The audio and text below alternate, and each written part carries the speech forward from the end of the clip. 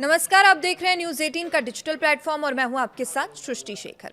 खबर middle east से सामने आ रही है, जहां पर अमेरिका और ईरान के बीच जारी सैन्य टकराव लगातार गंभीर होता जा रहा है। दोनों देशों के बीच लगातार हमले हो रहे हैं और हालात ऐसे हैं कि अब पूरे क्षेत्र में तनाव अपने चरम पर पहुंच गया है।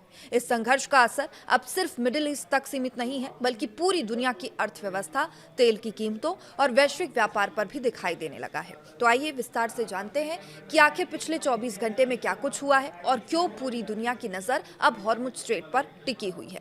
कमर्शियल जहाज पर अमेरिकी कार्रवाई। ताजा जानकारी के अनुसार अमेरिकी सेना ने दावा किया कि उसने ओमान की खाड़ी में एक कमर्शियल जहाज को रोकने के लिए कार्रवाई की। अमेरिकी सेंट्रल कमांड के प्रवक्ता कैप्टन टिम हॉकिंस के मुताबिक जहाज कथित तौर पर ईरानी बंदरगाहों की नाकेबंदी तोड़ने की कोशिश कर रहा था।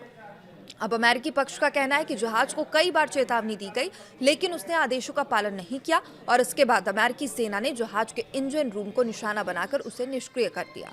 अब अमेरिका का यह भी दावा कि हाल के दिनों में उसने अन्य जहाजों का रास्ता भी बदला है ताकि समुद्री नाकाबंदी लागू रखी जा सके। तो वहीं ईरान ने भी जवाब का दावा किया है। दूसरी ओर ईरान के रिवॉल्यूशनरी गार्ड्स ने यह दावा किया कि उसने फारस की खाड़ी के आसपास मौजूद अमेरिकी सैन्य ठिकानों को निशाना बनाया। ईरानी पक्ष के अनुसार कुवैत के उदैरी स्थित अमेरिकी ठिकाने पर हमला किया गया, जहां गोला बारूद रखने वाले कई शेड नष्ट हुए। इसके अलावा बहरीन में अमेरिकी नौसेना से 5वें बेड़े में जुड़े वाटर वॉच टावर को भी निशाना बनाया जाने का दावा किया है। हालांकि इन दावों पर अमेरिकी सेंट्रल कमांड की ओर से कोई आधिकारिक पुष्टि नहीं की गई है। तो वहीं रिपोर्ट्स के मुताबिक ये लगातार 13वीं रात है जब दोनों देशों के बीच सैन्य कार्रवाई जारी है। लगातार हमलों के बावजूद तनाव कम नहीं होने के संकेत मिल रहे हैं। अमेरिका और ईरान दोनों ही अपनी सैन्य तैयारियां बढ़ा रहे हैं और यही वजह है पूरे मिडिल ईस्ट में सुरक्षा व्यवस्था बेहद कड़ी कर दी गई है।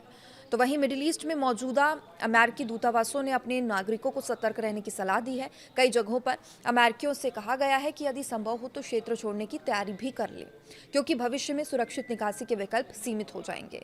और वहीं ईरान के रिवॉल्यूशनरी गार्ड ने भी पड़ोसी देशों के लोगों को अमेरिकी सैन्य ठिकानों से दूर रहने की सलाह दी है। इन घटनाओं ने पूरे क्षेत्र में भय और अनिश्चितता का माहौल पैदा कर दिया है। तो देखिए, इस बीच ट्रंप का भी बड़ा बयान आया। अमेरिकी राष्ट्रपति डोनाल्ड ट्रंप ने इस पूरे घटनाक्रम पर प्रतिक्रिया देते हुए कहा कि अमेरिका पूरी तरह तैयार है और जरूरत पड़ने पर हर कार्रवाई करेगा। साथ ही ये भी कहा गया कि ईरान के साथ बातचीत जारी है और उन्होंने इसे अब तक की सबसे गंभीर बातचीत बताया है। हालांकि उन्होंने ये भी स्पष्ट किया है कि उन्हें युद्ध खत्म करने की कोई जल्दबाजी नहीं है। इस बयान के बाद अंतर्राष्ट्रीय स्तर पर नई चर्चाएं शुरू हो गई है कि क्या आने वाले दिनों में संघर्ष और तेज हो सकता है। तो देखिए, इसमें ईरान का भी जवाब आया। ईरान के विदेश मंत्री अब्बास अरागची ने अमेरिका के बयानों का जवाब देते हुए कहा कि ईरान किसी भी दबाव या धमकी के आगे झुकने वाला तो बिल्कुल भी नहीं है। उन्होंने कहा कि ईरान अपने राष्ट्रीय हितों की रक्षा करेगा। अंतर्राष्ट्रीय स्तर पर चीन तथा रूस जैसे देशों के साथ संपर्क बनाए हुए है। ईरानी नेतृत्व का कहना है कि किसी भी प्रकार की दादागिरी स्वीकार नहीं की जाएगी। तो देखिए, अब इस पूरे संघर्ष का सबसे महत्वपूर्ण केंद्र हॉर्मुज स्ट्रेट है। यह दुनिया के सबसे व्यस्त समुद्री व्यापारिक मार्गों में से एक है, जहां से वैश्विक तेल और गैस का बड़ा हिस्सा गुजरता है। और यदि यह रास्ता लंबे समय तक प्रभावित रहता है तो पूरी दुनिया में ऊर्जा आपूर्ति बाधित हो सकती है। विशेषज्ञों का मानना कि इसी वजह से पूरी दुनिया की स्थिति इस क्षेत्र पर लगातार नजर बनाए हुए है। तो वहीं उत्तरी इराक के इरबिल शहर में जहां अमेरिकी सैन्य सलाहकार मौजूद हैं, सुरक्षा अधिकारियों ने बताया कि विस्फोटकों से लैस कई ड्रोन मार गिराए गए। वहीं ईरानी मीडिया के रिपोर्ट्स के अनुसार उत्तरी ईरान में रिवॉल्यूशनरी गार्ड के नौसैनिक अड्डे और केशम द्वीप के आसपास हुए हमले। इसके अलावा इस्फहान, खुजिस्तान और फार्स प्रांत में भी धमाकों की खबरें सामने आई। इन घटनाओं ने संकेत दिए हैं कि संघर्ष अब कई इलाकों में फैल चुका है।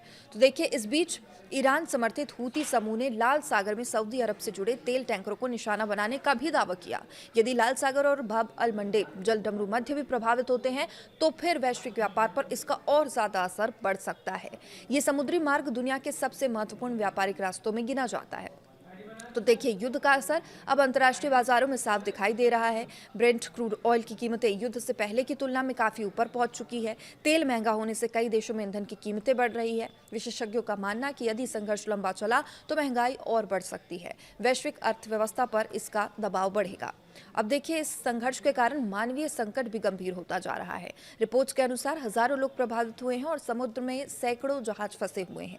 हजारों नाविक लंबे समय से जहाजों पर ही फंसे होने की खबरें सामने आ रही है। संयुक्त राष्ट्र के मानवाधिकार अधिकारियों ने फंसे हुए नाविकों की सुरक्षा और राहत के लिए तत्काल अंतर्राष्ट्रीय प्रयासों की अपील की है और बताया जा रहा है कि कई नाविक भोजन, पानी, ईंधन और चिकित्सा सुविधाओं की कमी का सामना भी कर रहे हैं। तो हालांकि ओमान और कुछ अन्य देशों की ओर से मध्यस्थता की कोशिशें भी लगातार जारी है, लेकिन अब तक किसी ठोस सफलता की सार्वजनिक पुष्टि तो नहीं हुई है। पाकिस्तान के विदेश मंत्री ने भी ईरानी नेतृत्व से मुलाकात की, लेकिन ईरान ने संकेत दिए कि समाधान के लिए पहले अमेरिका को अपना रुख बदलना पड़ेगा। यानी फिलहाल कूटनीतिक समाधान की राह आसान नजर नहीं आ रही है। कुल मिलाकर अमेरिका और ईरान के बीच जारी ये संघर्ष अब केवल दो देशों तक सीमित नहीं है। इसका असर वैश्विक व्यापार, तेल बाजार, समुद्री सुरक्षा, अंतर्राष्ट्रीय राजनीति पर साफ दिखाई दे रहा है। हालांकि जो दोनों पक्ष है अपनी अपनी स्थिति पर कायम है, कोई पीछे हटने के लिए तैयार नहीं है, लेकिन अंतर्राष्ट्रीय समुदाय लगातार अपील कर रहा है कि तनाव को और बढ़ाने से रोका जाए, बातचीत के जरिए समाधान निकाला जाए। आने वाले दिनों में ये देखना बेहद महत्वपूर्ण होगा कि क्या कूटनीतिक प्रयास सफल होंगे या फिर ये संघर्ष और व्यापक रूप लेता है।